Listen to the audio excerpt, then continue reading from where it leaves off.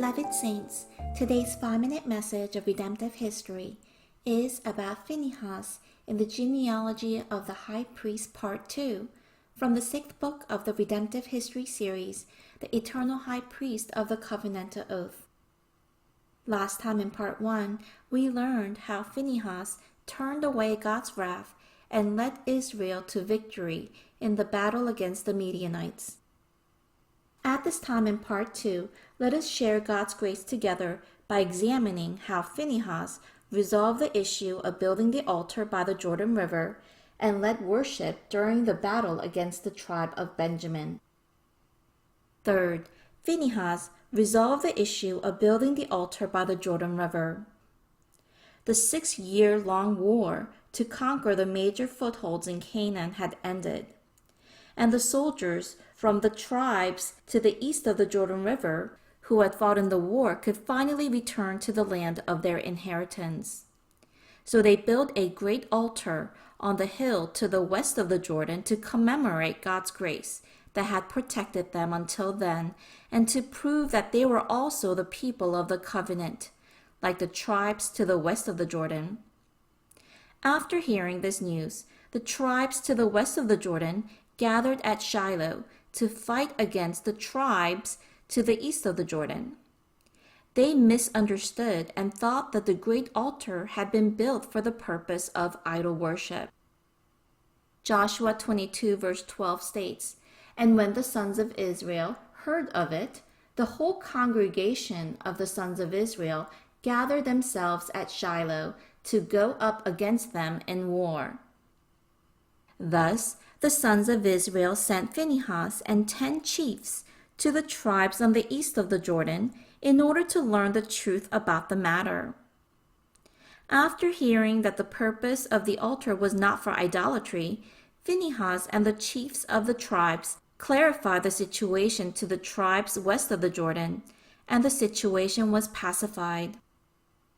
Phinehas was a wise mediator who reconciled the people and prevented the division of the community. Fourth, Phinehas led worship during the battle against the tribe of Benjamin. During the period of the Judges, a certain Levite living in the hill country of Ephraim lived with a concubine. But she played the harlot against him and went back to her father's house. The Levite went to her father's house in order to bring her back. However, on their way home, certain worthless fellows of the Benjamin tribe raped and abused the concubine all night. They let her go at the approach of dawn, but she died. The Levite brought her body home on a donkey and cut her body into 12 pieces and sent the pieces to all the tribes of Israel. Enraged at this, the Israelites sent allied forces of 400,000 men and fought against the 26,700 Benjamites. They lost with 22,000 men killed in the first battle and 18,000 killed in the second battle. Thus, all the Israelites went up to Bethel, and there they wept and fasted until evening, offering burnt offerings and peace offerings to God, and inquired of him. It was Phinehas who led the worship at this time. God commanded the Israelites to fight against the Benjamites the next day, and they obeyed. As a result, the allied forces of Israel obtained great victory against the Benjamites. This is recorded in Judges 20 verse 47. Beloved saints, when the tribes of the west and the tribes of the east of the Jordan misunderstood each other, Phinehas faithfully fulfilled his role as a mediator who brought stability to Israel.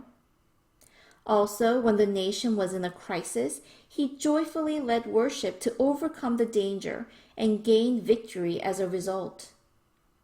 I pray that we will be mediators like Phinehas and reconcile and bring stability to the community.